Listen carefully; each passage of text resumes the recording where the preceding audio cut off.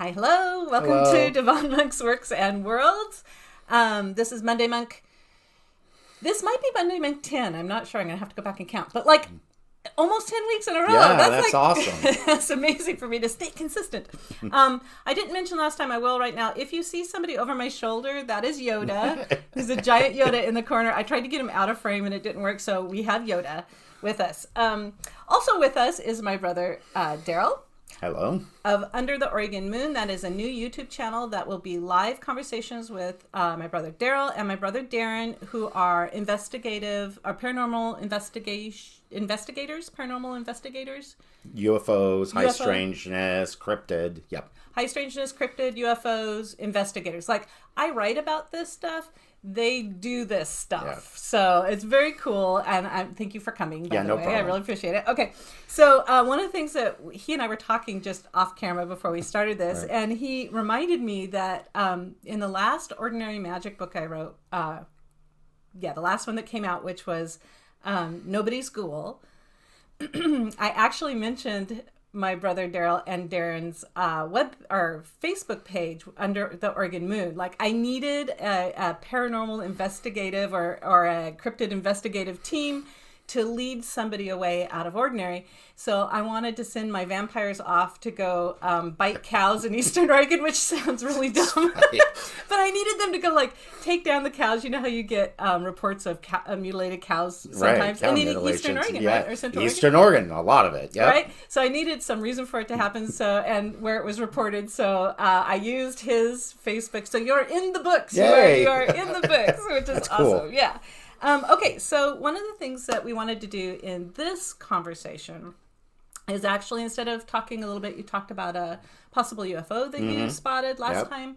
I wanted to take you back a little bit because in your previous investigative, which was more into hauntings and that kind of thing. Psych paranormal, Yep, psych paranormal, right? Ghosts and that stuff, yep. Right, because I wanted to share something that happened to me just like 2 years ago, I think it was. Okay. Yeah. So should I start? Yeah, go ahead. Start. Okay. Let me hear it. So I wish that I could say that I saw a ghost. Because, like, no, I don't. I wish. I haven't actually seen a ghost You either. could wish, yeah. I've had other things, but not actually a full apparition or anything. See, I haven't seen anything like that either. So, but here's my experience.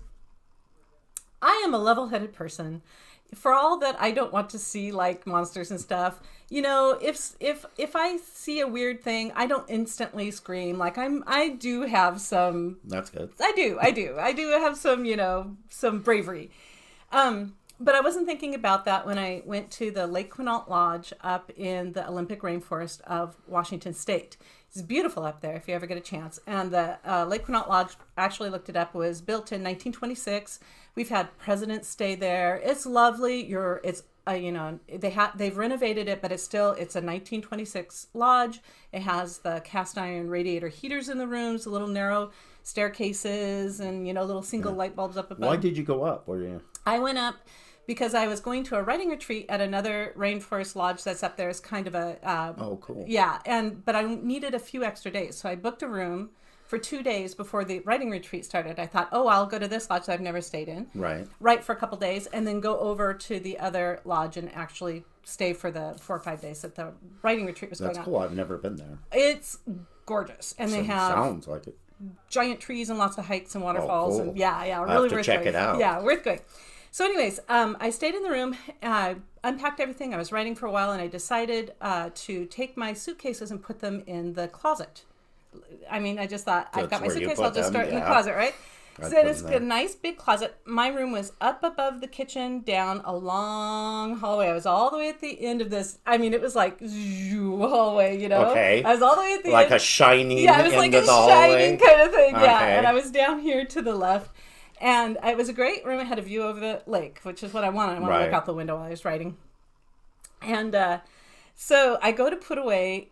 When I went down that hall, I should say this first, I noticed, because I was up the stairs, and right there on the corner where the 2 hallways branch off, let me get this in a, where the 2 hallways branch off, all right, was a sign above a room that said Beverly's Attic. And I thought, why'd they name the room? Yeah, because they were all like, room 26, room 27, but that room was Beverly's Attic. And I'm like, That's usually up my alley, and I usually know why they do Okay, that. I didn't know why they did We'll find out what it is. I have an idea. I'm like, is it a meeting room? Like they gave it a special name or something. So I'm like, okay, or maybe Beverly's has an attic. So anyway, so I took a picture of it because I thought it was cool that they named the room. Right. But anyways, went back down to my room. Back to my story. So I was taking my suitcase and putting it in the closet, and it wasn't even night. It was in the afternoon. I open up the closet door, and I am instantly terrified. And there's nothing in the closet except one of those things that you put your suitcases on, one of those fold-out things. It's an empty closet. It's not dark. You can see all the way to the back of the closet. Freaked out. Instantly terrified. My heart starts beating fast. Did you notice, just a question, temperature change? Did it get colder?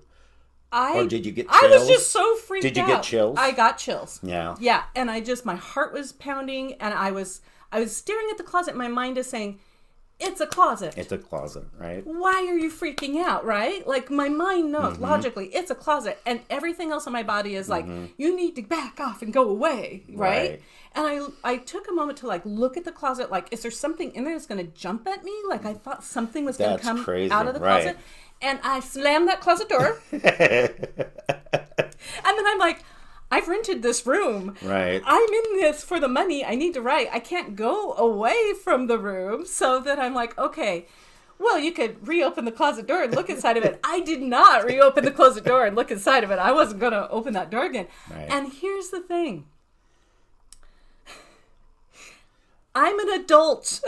Right, and you're having these feelings. I don't get freaked out like this. But I left the light on all night. I have never done that, not even when I was a kid and afraid of things. I left the light on in the room because I'm like, I want to see whatever is coming out of that closet if it comes out of that closet, right? And so I slept like crud. I didn't get any sleep. I tossed and turned all night. I was super all worried and everything. As an adult, do you have the thing, because I know people who are like this, where they have to have the closet door shut in their room? They can't have it open for some reason.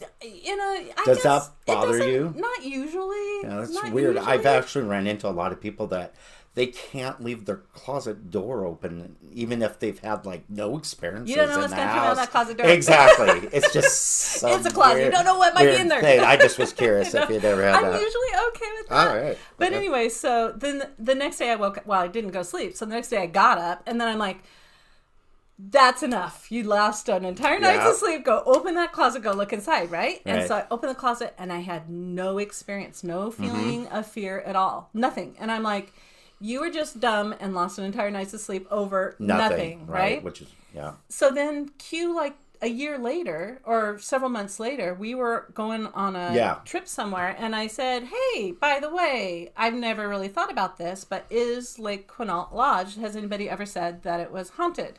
And I had no idea because I didn't even know what it was. Right, but then you looked it up. I looked it up, and your sources and stuff, and you found out that... And? Beverly room, that is, and it was a caretaker or a housekeeper, and there was a fire, and she got stuck in a closet and couldn't get out and died that way. So... all had to do with the closet, so it's weird that tied in and you didn't even know. I really wish I'd known that before I rented that room, because it's right there by her attic. And I mean, I have never had that experience in any other place, even other places that have said to be haunted, and I didn't know that place was haunted. I never would have thought that. So what you felt, I have felt. Okay. But that feeling of being scared and all that instantly gets to excitement for me. And I'm like, I found something. Let's look into it. So there's the, I understand the other, your view of it as well. But it's like, just so you know, my strangeness. But that is one thing that I do get, that feeling where you get the hair standing up and you're like, oh, wow, there's something here. Oh, yeah. There's something. I've been in several places where even out in the middle of the woods where I'm like, why do I feel like I'm being watched? Your instinct, right? There's just like a survival I think instinct. Something's watching me, animal or whatever, but you really feel like I'm like looking around going, what's watching me? Right. So I understand that feeling. Right. It's really, really odd. So I have a couple of questions I want to ask you. One is, have you ever experienced any ghost manifestations of any kind? And the other one, before you answer, because you can answer in whichever order you want, is... do you go into a haunting or an investigation skeptical or open-minded or kind of like all in on ready to find that thing. Like, okay. So either two big questions. Which one do you want to answer first? I'll answer the second one first. Okay. Yeah. It's different. So our first team, Site Paranormal, I really went in trying to debunk everything, and then whatever was left over was the paranormal. Whatever we couldn't prove, it's something. Right. It's paranormal, which is above the normal. Doesn't mean that it's ghosts, but it's definitely something we don't know. Right. But if you can prove what it is, then that's what it's not. I mean, if you get that. Yeah. But I've changed a lot. My views have changed. I'm a lot more open. My team, when it went out, I kept into this. I just didn't know where I needed to go. It was because I needed to be the way I am now. And I am open to believing everybody, but that doesn't mean that I believe everything that they say. Sure. So I go in still looking at it, because if I go in and not believing what they say, I may miss something in an investigation. So I want to go in thinking people are honest. They're trying to tell you what they're feeling. Yep. And that's the way I look at it. And I didn't have that quite with my team. I was more skeptical. But now I'm a lot different. A lot more things have come up. So I think I approach it that way. Oh, interesting. So it's kind of changed over the years. It has changed. That makes sense. Yeah, that happens. Okay, so can you tell me about any actual ghost phenomenon that you have seen? You said no apparitions, no actual visual ghosts. No, not like, I couldn't say that was it. Yeah. No, I've had, I've seen like shadow things, which isn't really an apparition because it didn't take a shape of a person. It was just a shadow blob thing. Okay. It is a dog in the house. Yay. You hear that?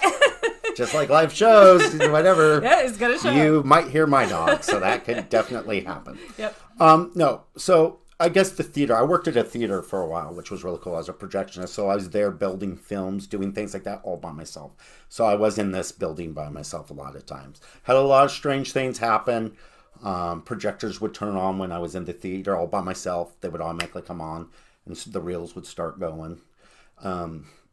It takes a button to start those and another button. So it's like they got to be armed and then pushed to start them. They were old projectors, reel to reel. So that was weird. That happened, especially what we called our number 2 theater. That happened all the time. So that was our middle theater. We had a 3 and a 1, which 1 was our biggest theater. But that 2 theater, it seemed like most everything I had with the theater was around number 2. And I don't know. So that just seemed to be. But not apparitions, but like things where you see out of the corner of your eye, like something peeking at you, which is also Bobby amongst the creepiest, right, for people. But so I'm building a film, getting ready. It's 1 a.m, and I'm see somebody peeking out behind the long hallway. There's a long hallway, and then it goes around a corner and down the stairs and comes out behind the snack bar. That's how you get up to the booth where I was building the film. And I'm thinking it was another projectionist or something, and one of them in general used to mess with me all the time. So when I saw that peeking out, I was like, oh man, I'm going to scare the crap out of him. So I ran down to the hallway and jumped out. And there's no physical way by the time I got down there that somebody could have made it down that hallway and around the corner without me seeing, but there was nobody there. So